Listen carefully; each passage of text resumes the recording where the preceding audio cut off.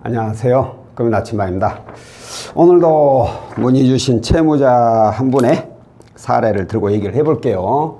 현재 이분은 공기업에서 근무하는 직장인이십니다. 직장인이시고 재직기간은 약 한 10년 정도 근무하셨고 연봉이 6,200만 원 정도 되시는 분입니다. 이분께서 이용 중인 대출 내용을 보면 자, 이금융권이죠. 캐피탈의 2건, 그리고 저축은행에 또 2건, 그리고 대부업에 또 2건, 여기에 현금 서비스도 이용하고 계시고, 그리고 신용카드 이용 금액이 있겠죠. 이용금 해가지고 이렇게 해서 총 약 한 7,200만 원 정도를 이용하고 계셨어요. 이분께서 문의 주신 내용이 뭐냐? 나 이거 통대환 대출을 이용하고 싶다, 이겁니다. 캐피탈, 저축은, 대부업, 현금 서비스, 신용카드 이용금액, 이건 아닌 말로 가능만 하다면 고민할 것도 없이 이용을 해야 되겠죠. 신용점수를 확인해 보니까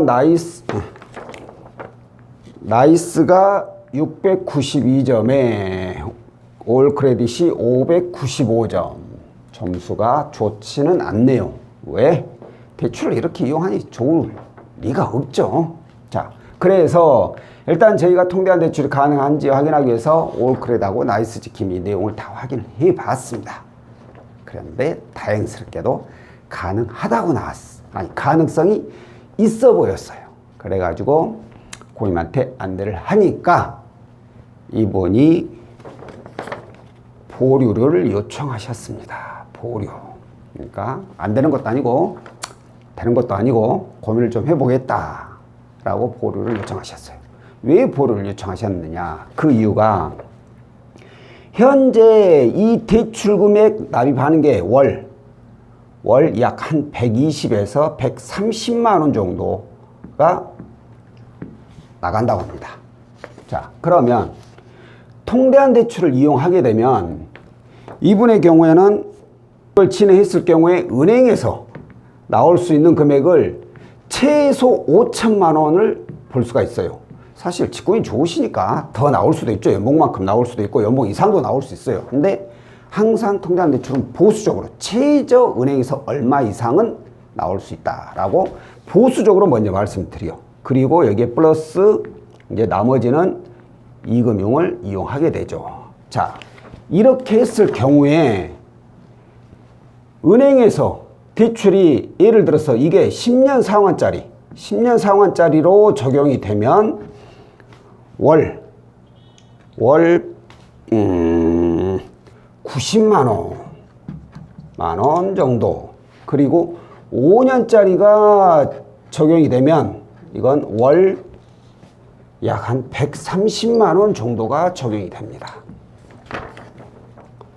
이 상환 기간은 저희가 마음대로 지정을 할 수가 없어요. 해당 은행에서 대출이 가능하다라고 나오면 상환 기간이 5년이다, 10년이다, 7년이다 이렇게 딱 정해져서 나와버려요. 그렇기 때문에 이것까지는 저희가 관여할 수 없고, 다만 은행에서 최소 5천만 원 이상은 나오고 나머지 7,200이니까 나머지는 이금융권을 이용할 수 있습니다 라고 얘기를 드리고, 월 납입 금액을 대략적으로 이렇게 얘기를 드렸더니 이것 때문에 이분이 보류를 하신 거예요. 보시면 아시겠지만 현재도 월 120에 130만 원인데 10년짜리가 적용이 되면 90만 원으로 해서 3, 40만 원 납입 금액을 줄일 수는 있는데, 만약에 5년짜리가 적용되면 지금하고 이후가 별 차이가 없네.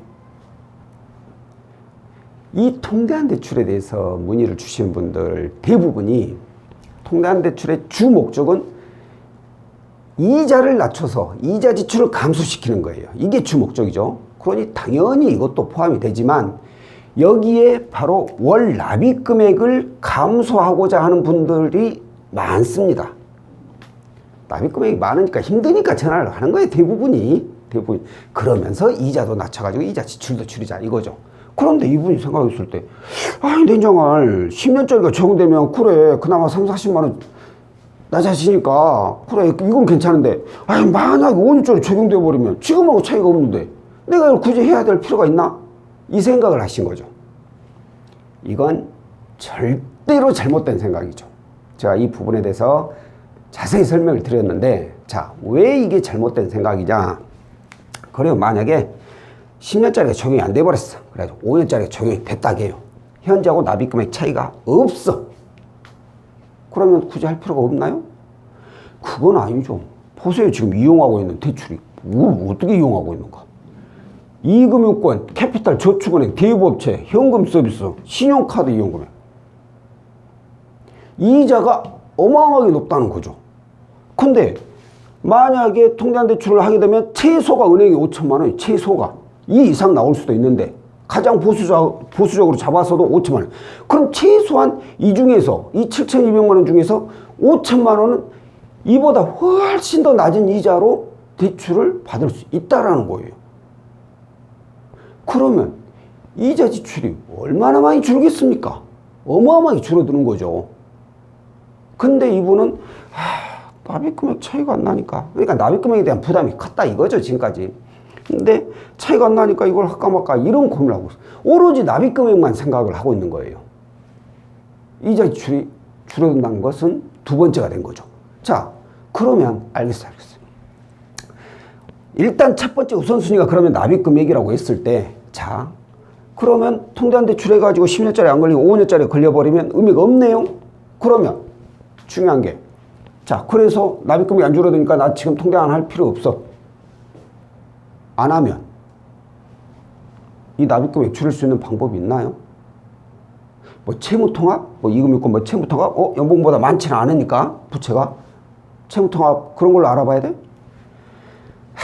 안 되죠 그게. 이분은 왜? 바로 이 신용점수 보세요. 나이스 690, KC 590. 이 점수로는 더 이상은 대출이 나오지 않죠. 보세요. 왜 대부업을 이용하고 있겠습니까? 더 이상 이금융권의 대출이 안 되니까 대부업을 이용하고 있겠죠. 자, 그러면 중요한 게, 그래, 그럼 신용점수를 올리면은 그럼 가능성이 있다는 얘기잖아. 맞아요. 신용점수 올리면은 그나마 채무통합으로라도 가능성이 있겠죠. 근데 이분은 그것조차도 사실 그닥 쉬운 일이 아니에요. 왜? 현금 서비스 이용하고 있잖아요. 현금 서비스. 현금 서비스를 이렇게 꾸준히 이용하게 되면 지금보다 신용점수가 더 하락하면 하락했지 올라갈 수가 없죠. 올라갈 수가 없어요. 이분은 제가 봤을 때 뭔가 생각을 지금 굉장히 잘못하고 계신 거예요.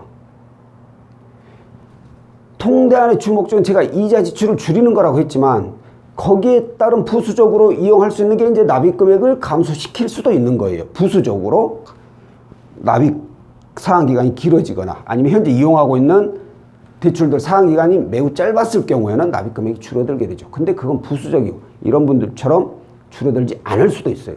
근데 이분은 주 목적이 이자 지출 감소가 아니라 납입금액 감소가 돼버린 거예요. 그러면 납입금액 감소할 수 있는 다른 방법이 있다면 그걸 이용하면 되겠지만 지금의 자격 조건이 다른 상품을 이용할 수 있는 조건이 아니에요. 그러면 우선적으로 통장을 해서라도 납입금액이 차이는 안 나더라도 이자 지출을 줄여놓는 거죠. 줄여놓고 나면은 신용점수는 올라가게 되잖아요. 그러면 그때 가서 납입금액 때문에 도저히 더 이상 버티기 힘들어. 그러면 이건 뭐 좀 바보 같은 짓이긴 하지만 이금융권에서 대출을 추가로 받는 거죠. 상환기간이 긴 걸로. 그걸 받아가지고 이 상환기간 짧은 거 일부라도 상환을 쳐버리면 납입금액이 줄어들죠. 근데 이건 절대 해서는 안 되는 짓이에요. 근데 도저히 안 되겠다면 얘기하는 거예요. 예를 들어서 얘기하는 거예요. 그러니까 이런 방법도 있다는 거죠. 그러니까 지금의 방법은 이건 고민할 것도 없어요. 무조건 통대안을 이용을 해야죠. 그러니까 오늘 제가 드리고 싶은 얘기는 통대안 대출의 가장 큰 주 목적은 이자 지출 감소입니다.